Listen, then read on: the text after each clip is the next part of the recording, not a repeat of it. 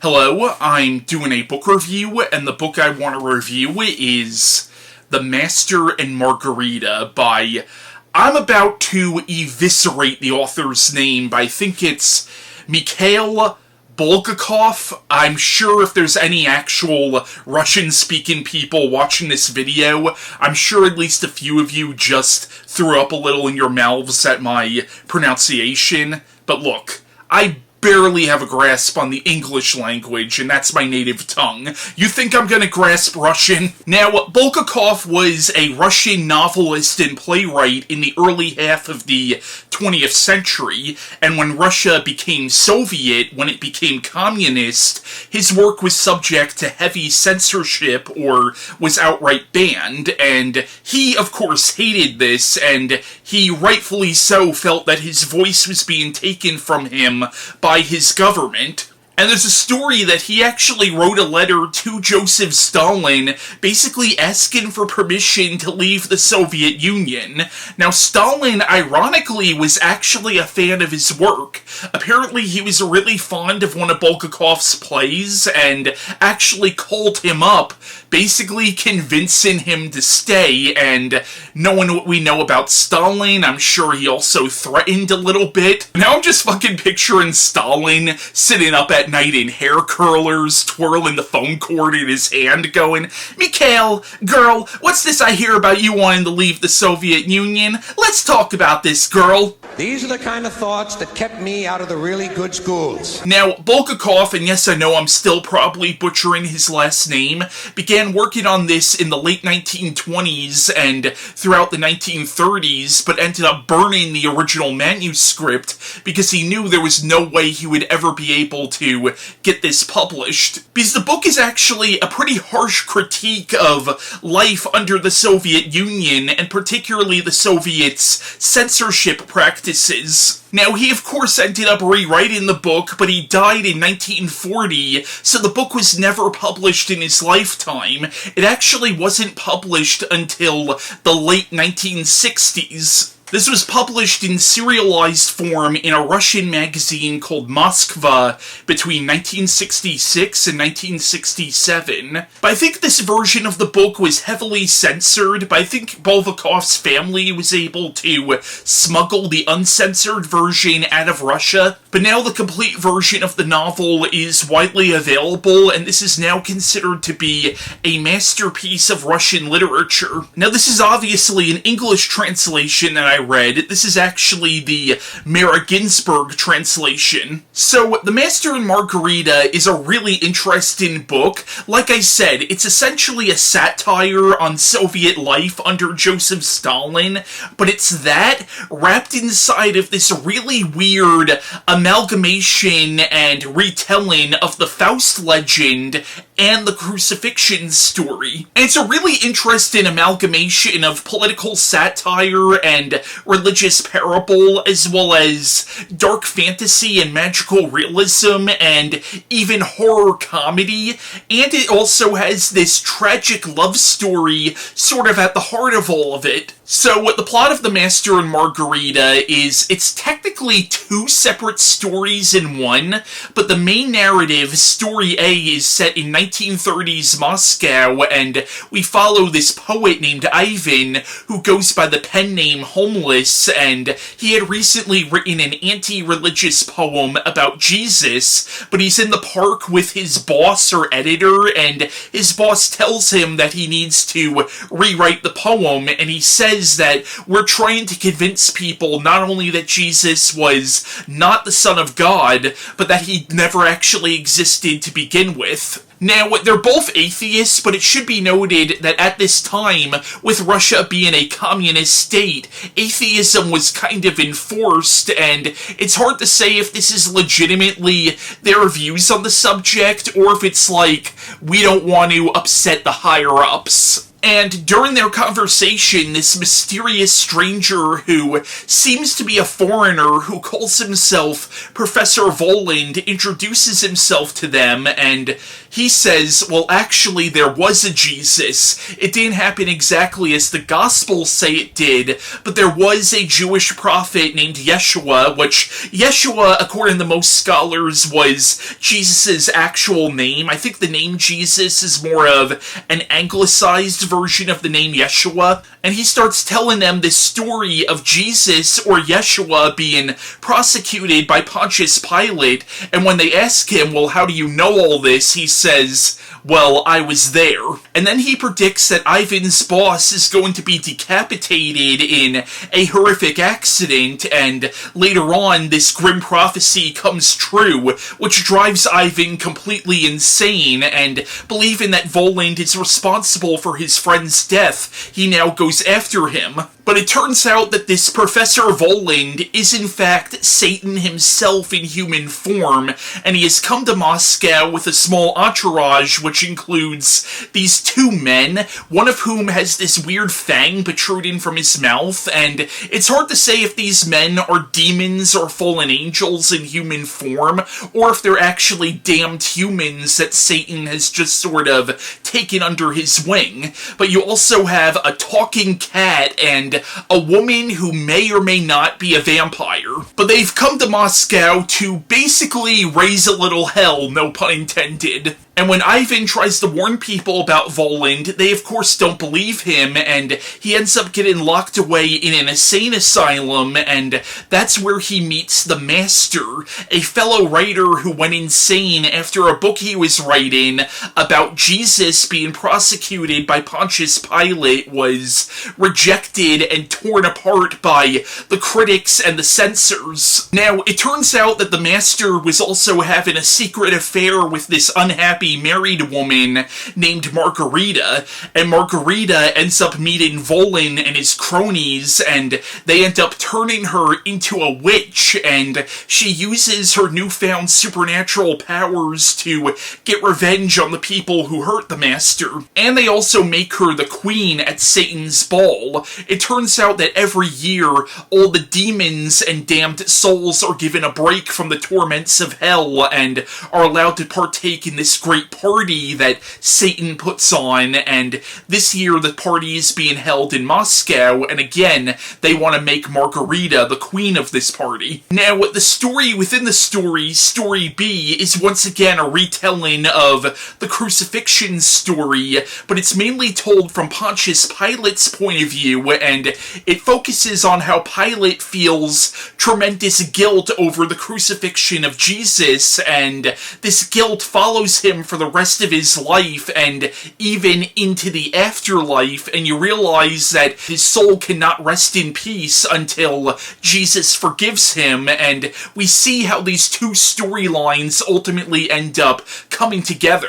Now, I think it's safe to assume that the Master is basically a stand-in for Bulgakov himself, a writer who's basically driven insane by the government censorship practices. I'm sure Bulgakov actually felt like that in real life. So, the book can be read as a statement about censorship and how nobody has the right to take the voice away from another person, especially an artist. Like later on, the Master meets Voland, and when they're talking about the book that he wrote about Jesus and Pontius Pilate, he says that he burnt the manuscript, and then we get the book's most famous line, "Manuscripts don't burn." I think what that line means is that no matter what the powers that be do, nobody can kill an idea. Also in this book, there are these little references to people just randomly disappearing. Now, you could say because the devil is literally at work in this book that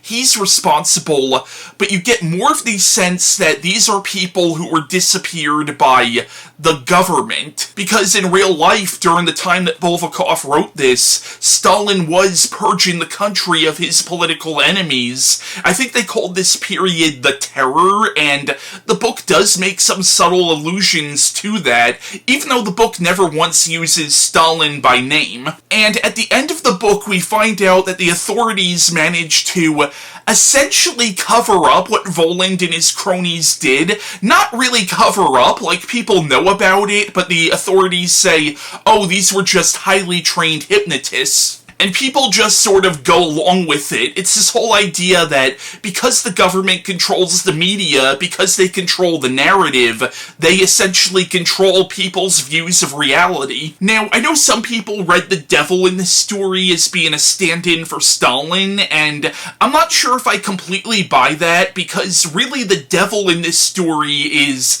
trying to expose the hypocrisy of Soviet society. Like, for supposedly being anti-capitalist, he does expose them for their greed in one of the book's most famous scenes where he's putting on a magic show at this theater and all of a sudden he makes money rain down from the ceiling and all the people are like climbing over each other and attacking each other to like get the money. Then he opens up a clothing store right on the stage and invites all the women to come up, and apparently he has the latest and most exotic fashions. And again, the women are sort of climbing over each other and trampling over each other to get their hands on these lavish, expensive-looking dresses, and they have to exchange the clothes that they're currently wearing for these new exotic fashions. And then when everybody leaves the theater, the money is revealed to just be phony paper, and all the dresses just disappear off the women, leaving most of them naked or in their underwear. So he's punishing and humiliating them for their greed, but again, throughout a lot of this, the devil is depicted as being more of a prankster than being outright malicious. Although he does still do some creepy-ass things in this, like, during the ball, he actually has the head of Ivan's boss who is decapitated, and the head is blinking and is conscious, and he just mockingly looks into the guy's face saying, "You still don't believe?" Now, the devil in this story, or Professor Voland, he is creepy, but at the same time, there are points where he is very charming and even quite likable, and there are even moments where he does show compassion. Now, to talk about the religious aspects of the story, I think it's really interesting how the stuff taking place in 1930s Moscow is pure magical realism, where we have the devil and witches and talking cats, but the story within the story about Pontius Pilate and Jesus, or Yeshua, is actually very grounded. And this is a very humanistic portrait of Jesus, even more so than what Nikos Kazantzakis did in Last Temptation of Christ. Because at least in that book, we still saw Jesus performing miracles. He was still depicted as a divine entity, whereas the Jesus of this story is not even claiming to be the Son of God or God incarnate. Yes, he is preaching the Word of God, but really all he is a Jewish prophet that people have just sort of blown up, and it's this whole idea that this story has sort of been told about him that's sort of changed and evolved and mutated over the centuries. But more so than preaching the Word of God, Yeshua in this story is really preaching against authority. Like at one point he says to Pontius Pilate that no man has authority over another man, no man is superior to another man. And this of course really angers Pilate because it runs contrary to the whole system that the Romans had set up during Jesus' time. They believed they were superior to the Israelites, and they believed that no one was above their emperor who they saw as a living God. But I feel like in that moment when Yeshua says that no man has authority over another man, I feel like that's Bulgakov kind of speaking to the Russian authorities at the time, and in a way it almost seems like he's equating Soviet Russia with Imperial Rome. Now, you could read the book as having sort of this conservative Christian undertone, the fact that it's this state-mandated atheism that allows the devil to run amok in Moscow, but really, I don't think the book is necessarily saying that there's anything wrong with being an atheist. Really, it's a book about freedom of choice, and your personal beliefs should not be mandated by the government. And this society would be just as bad if it were a theocracy. More than anything, I think the book is anti-authority. But this is also a book very much about forgiveness. Like, during Satan's ball, one of the damned souls that Margarita runs across is this woman who's been damned to hell for murdering her child. Now, yes, murdering your child, that's a pretty evil thing and is probably worthy of damnation. At the same time, it's heavily implied that this child was actually the result of a rape. And you get the idea that this woman was forced to carry this child, and she was obviously dealing with a lot of trauma, so, well, yes, that's not the baby's fault. It does leave the question, does she deserve eternal damnation? And at one point, Volin says to Margarita, I can grant you one wish, and Margarita's wish is that Volin gives this woman peace. Maybe not heaven, but at least some kind of peace in the afterlife. And then, of course, the whole subplot with Pontius Pilate, his entire arc is basically, he's seeking forgiveness. He's seeking some kind of redemption for what he did to Jesus. Now, you have this tragic love story between the Master and Margarita, but I think it's interesting how, even though they're the titular characters, they're really not the main focus of the story. Really, their whole subplot is just one plot line in this larger ensemble piece. But I like that. I like that the book could really be read in so many different ways. It could be read as a tragic love story. It could be read as this weird retelling of the crucifixion story. It could be read as simultaneously both a religious story and sort of an anti-religious story, but also as sort of an anti-authoritarian story. It could be read as this biting satire of the Soviet Union. It could be read as a horror comedy or a dark fantasy novel. But it could also be read as sort of a postmodern metafiction story about writing and about the creative process. Like, it really feels like the book is made up of all these different elements that were just sort of thrown together, and while some people might complain about that, that's something I really dug about this book. And while the book is quite moving, this is also a freaking hilarious novel as well. There's a lot of this really great absurdist humor, especially anything dealing with Behemoth, the talking cat. Like, when we first see him, he's getting on board a tram, and he's paying the toll, and the woman driving the tram is like, get the hell out of here, no cats allowed. Meanwhile, nobody's noticing the fact that this cat is walking on its hind legs and is trying to pay the toll. Later on, we see Behemoth get into a shootout with the police. Like, again, there's a lot of really great absurdist humor like that. But yeah, I really liked The Master and Margarita. I thought it was a really good book, and a book that could be read on all these different levels, and it's both an entertaining book, but it's a book that could also be looked at on an intellectual level as well. Now, this book has actually had a pretty big influence on pop culture. For example, you had the Rolling Stones song, Sympathy for the Devil, which is a song about the atrocities of man, but it's mostly told from Satan's point of view, and that song was apparently heavily inspired by The Master and Margarita. H.R. Giger did a painting called The Master and Margarita, which was later used as the album cover for Danzig's How the Gods Kill. Pearl Jam did a song called Pilate, which is apparently based on the